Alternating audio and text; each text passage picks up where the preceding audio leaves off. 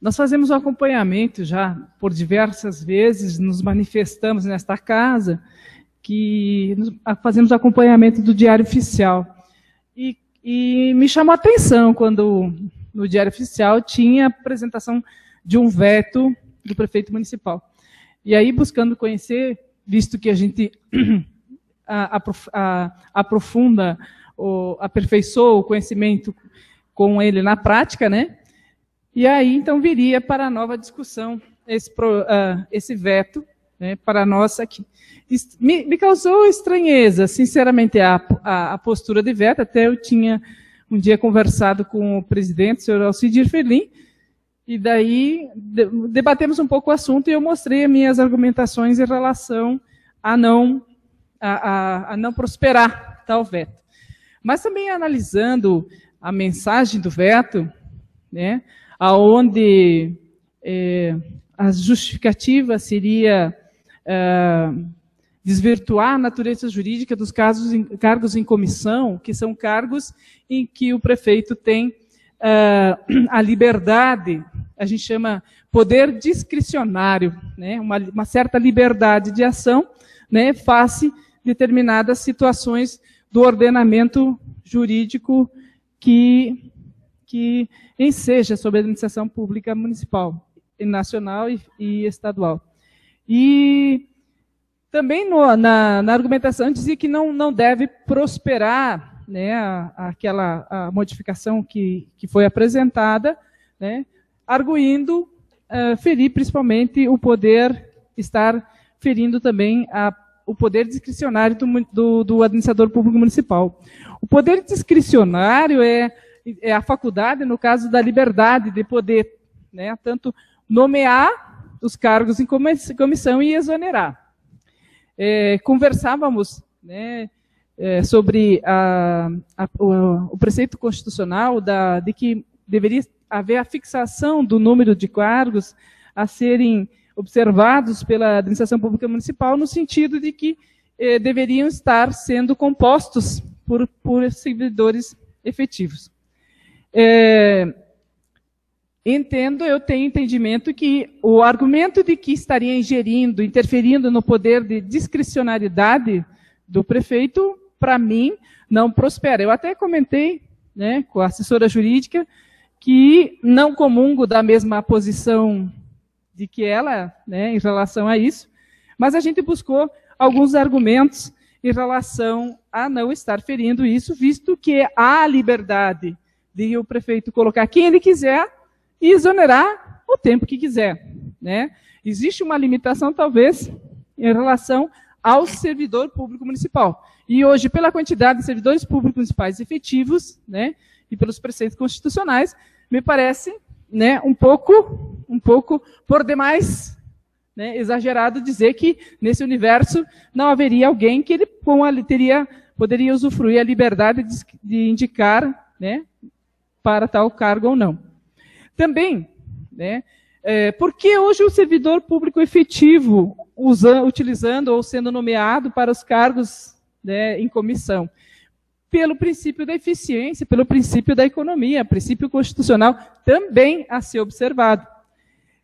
Outra questão que me volta a dizer que não deve prosperar o veto do prefeito é que cada cargo comissionado que adentrar nesse cargo de assessor do presidente, ele vai precisar de qualificação, ou ele vai chegar lá já sabendo. Se for do servidor que já tem uma experiência na administração pública, certamente de administração pública alguma coisa deve entender, né? E o que acontece? Você estar qualificando o servidor efetivo, né, e a gente tem visto algumas situações de que está sendo privilegiado, né, os cargos comissionados para fazer qualificação e os efetivos. Hoje nós temos um problema da participação nesse sentido. Então, seria um cargo para o qual entraria uma pessoa desconhecida da administração pública para assessorar o presidente do Instituto de Previdência das pessoas, do qual deveria ser qualificado, até porque na própria lei ela fala sobre as atribuições desse assessor, né? Assessor administrativo e financeiro. Assessorar nos trabalhos administrativos de rotina, do IPASC. Protocolar a entrada e saída de documentos. Executar tarefa de assessoria ao diretor-presidente e diretor administrativo e financeiro. Controlar o calendário anual dos conselhos administrativo e fiscal. Assessorar no processo de licitações de compras. Executar tarefas relacionadas às exigências do Ministério da Previdência Social. Então, me parece, em relação aos cargos, que mesmo os efetivos você vai estar investindo. Se você investe em quem vai ficar na administração pública, você dá mais chance para que logre-se mais êxito em relação à gestão da vida pública. Mas um dos fundamentos que mais eu entendo que não deve proceder o veto do prefeito está no próprio artigo 87, né? Parágrafo 1º, onde diz assim, o artigo 87, a diretoria executiva será composta pelo diretor-presidente, diretor administrativo e financeiro, nomeados pelo prefeito municipal dentre pessoas qualificadas para a função e com comprovada capacidade técnica, detendo conhecimento compatível com o cargo a ser exercido. Parágrafo 1º. O cargo de diretor-presidente. Aí eu vou lá no quadro de pessoal do IPASC. Cargo do grupo ocupacional em comissão. Diretor-presidente, vencimento 8.129,56. Referência, CC1. Hora 35, ensino médio. Certo? Então, esse é um cargo comissionado. E ali diz, o cargo comissionado de diretor-presidente será privativo de servidores efetivos, ativos e estáveis do município, com formação em nível médio, preferencialmente com certificação para a gestão dos recursos previdenciários, correspondendo no mínimo ao CPA 10, Certificado de Profissionalização da ANBID, série 10 ou equivalente, nomeado pelo Poder Executivo Municipal após prévia aprovação pelo Poder Legislativo. É um cargo comissionado. Só existem dois, o do presidente e do assessor.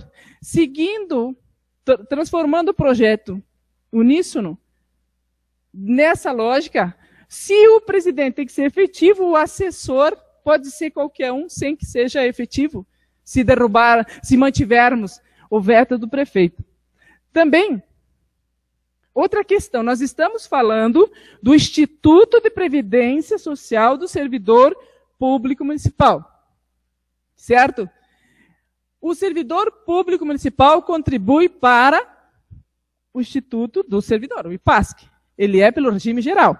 Se ele não for do quadro de servidores efetivos, ele vai contribuir para o INSS, vai ser contratado e contribuir para o INSS, não para o IPASC, certo? Então, nós teremos pessoas trabalhando lá dentro, contribuindo para o INSS. Numa situação um pouco mais agravada, o município, hoje, contribui com a cota patronal de 11% do valor do salário dos servidores como cota patronal para o IPASC. Ele contratando para trabalhar no IPASC, um que não seja efetivo, ele vai pagar 20% da cota patronal para o INSS. Com uma situação, né, então nós teríamos 20%, né, com uma situação um pouco mais agravada, nos termos do artigo 87, parágrafo 5º da mesma lei, aonde diz, o subsídio, salário e vantagem dos cargos a que se refere esse artigo será pago integralmente pelo próprio Instituto. Então, da receita dos servidores, da aposentadoria, né, dos benefícios dos servidores, né, isso é uma lei que veio do, salvo melhor engano, no prefeito Marrocha, né, antes esses cargos comissionados eram pagos, era a atribuição da prefeitura municipal, que talvez eu entendo um pouco mais fácil de dispor dos referidos cargos. Mas como estes cargos do IPASC têm folha própria e vão ser pagos pelas atribuições dos servidores, também nos chama a atenção a manutenção do veto do prefeito nessa questão. Também, o artigo 93 da mesma lei, no parágrafo 2º, ele diz que os servidores designados para os cargos provimento em comissão e funções gratificadas, obviamente, é sempre efetivo. Mas aqui tem os servidores designados para os cargos provimentos em comissão. Previsto por essa lei complementar, né, serão substituídos nos impedimentos e afastamentos legais na forma da legislação estatutária por servidores que preenchem os requisitos de provimento dos respectivos cargos e funções. Né? Então, aqui está dizendo que os servidores designados, então, para cargo em comissão. Então, nós temos uma situação que retiraria, né, o veto retira a necessidade de que o servidor seja efetivo e estável, né, para que possa se contratar qualquer pessoa fora do serviço público municipal. Porém, o presidente, que é o cargo comissionado, cujo valor pecuniário, cujo custo é bem maior, né, e certamente, eu não penso que seria diferente disso, tem efetivo. O assessor dele, ele pega quem ele quiser. Me parece que destoa o texto da lei. E também, né, porque nós sabemos que o investimento que tem que ter em relação a tudo isso, para a qualificação para responder pelas atribuições deste cargo. E também, né, eu tenho entendimento que não fere a discricionariedade do prefeito, não viola, né, dos autores que eu procurei estudar, né, porque ele tem a liberdade de escolha, quem ele vai colocar ou não vai colocar. E me parece um pouco mais, como é que eu vou dizer, não sei se seria a expressão, de acordo com a realidade municipal, que nós garantíssemos que o efetivo também fosse o assessor, visto a necessidade de qualificação, garantindo ao representante da prefeito municipal que a livre nomeação, né, e exoneração.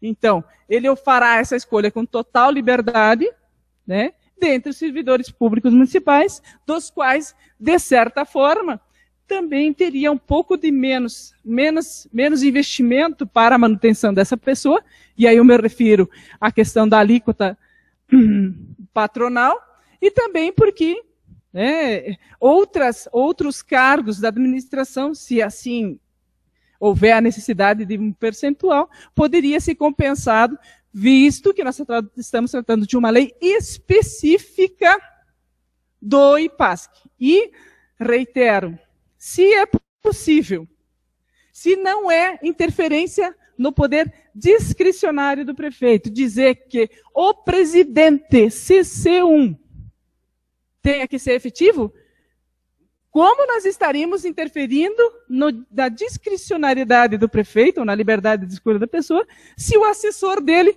também assim o fosse? Servidor efetivo e estável. E aí, aliado a todos os outros artigos e parágrafos da lei, onde nós vemos um pouco mais de complicação, no sentido de que estariam utilizando os recursos dos próprios servidores para a manutenção de pessoas alheia ao serviço público municipal, respeitando todos em relação à capacidade. Então, eu quero dizer que eu sou contra o veto por esses motivos que eu apresento a vossas excelências daquele estudo que a gente pôde fazer. Se há ilegalidade, se há inconstitucionalidade, neste caso de um assessor menor, não há ilegalidade no caso do secretário, do presidente, que é o CC, um cargo maior.